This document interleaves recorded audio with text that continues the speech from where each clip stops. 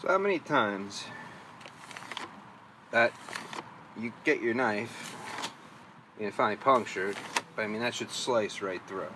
So you got a dull blade.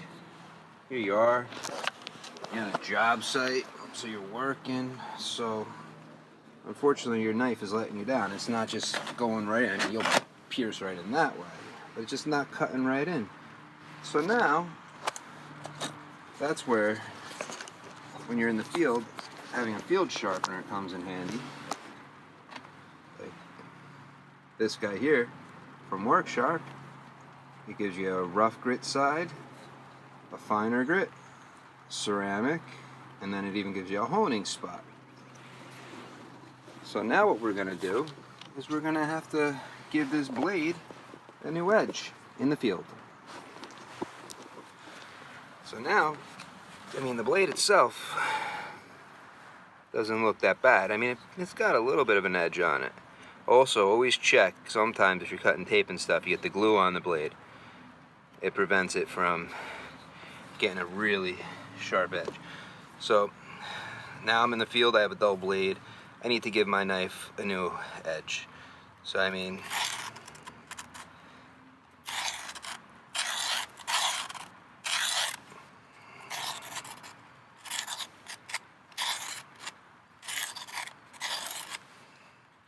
start off with a fine grit side, with the higher grit, because this will help the blade. If it's got damage marks, nicks, or anything, it'll resurface it. This won't give you a fine, sharp blade. This is probably like a 600 grit. Downfall is that it is a smaller surface, so I mean, you just have to know how to work it. You could also do like 2 spots if you want. Depends on however you want to do it. Ends results, as long as you got a knife that is sharp, that's all that matters. Because right now all we're doing is just working on cleaning the bevel, giving a new bevel on the blade.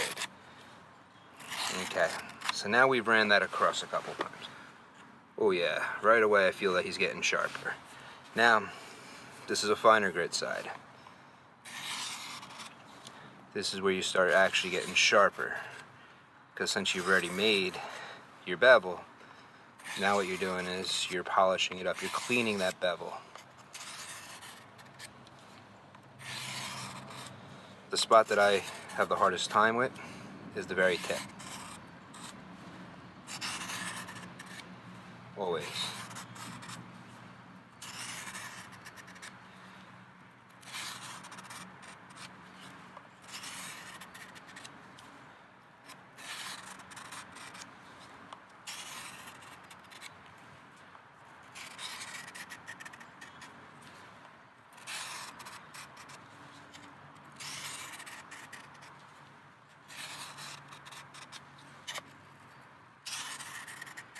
This thing is great because I keep it in my backpack in my truck just for occasions like this. Now you ran it a few times on there, well, that feels even better. So now the next thing I'm going to do, give it a few passes on the ceramic. What the ceramic's going to do is help clean that blade up even more with little tiny burrs.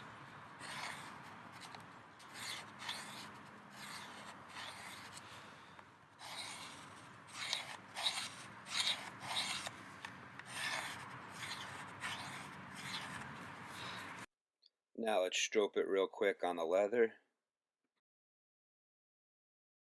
This is what gives you a really, really sharp edge.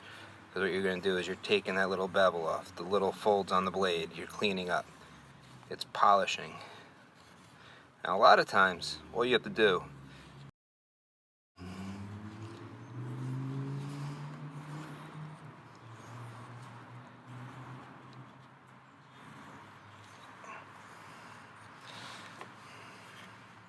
that feels really nice now. Let's see. Right through. No pressure needed. So, I don't know if you saw that, but I mean, it just slices right in now, where before I couldn't. Slices right in, so there you go. It's the Work Sharp Field Station, I think this thing is called. This thing's great to have. You have a hone, you have a rougher grit side to fix the blade, finer grit side to help clean up the blade and get it sharper, ceramic. It's even got a fish hook spot for cleaning your fish hooks. On this side, of course, I really don't do that, so I don't have to worry about it. It's got the fine. It's got a coarse side here. So if you just wanted to use this, but I mean, I use this stuff. I figure if I'm already cleaning here, I don't know if I really need that. I should look into it and try and see. I mean, what's nice is if you wanted to, these pieces come off and you could fold them and tuck them inside. It's even got directions on the inside here. I'm self-taught. It even comes in here with directions on how to use it, which I should read one day. One day I'll get around to reading that. It helps those who really don't know what they're doing when it comes to sharpening, because another thing that it has, let's get this guy a little tighter so he closes, but he's got guides to help you with your angles. So this way, if you're not sure of the best angle to use, you can always use the angle guides. Right here, it's setting your blade with a 20-degree angle on these guys. Now the hone, it's giving you a guide right here. I mean, the stroke is giving you a guide right there. But tell you the truth, a lot of times, to get a nice sharp blade, I don't really have to use the higher grit count, because a lot of times it's just repolishing the blade. You get a little glue on it or something, you could usually WD-40 it and clean it. But what you really just want is to make sure that your blade can cut when you need to, whatever you come into contact with. Like when you saw me at first, you don't want to not to be able to cut something. Yeah, this should go right through, because that's, oh, I couldn't even cut that. That's not good, but I'm not getting straight on. Here's cardboard. Let's see what happens to the cardboard. Okay. Oop, did I go through? I went through. I mean, of course you could puncture anything. There.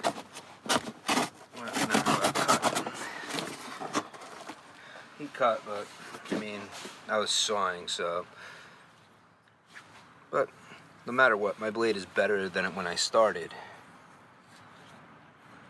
And remember, if you're cutting tape and stuff on boxes, because like I'm in the HVAC world, so I'm always opening boxes and stuff with this guy. The glue is going to give you a dull blade. Oh. If you don't have this, or you have never seen this before, look into this thing, because this will get you a sharp blade when you're out in the field, just like it says. It's got everything you need. I use it at home too.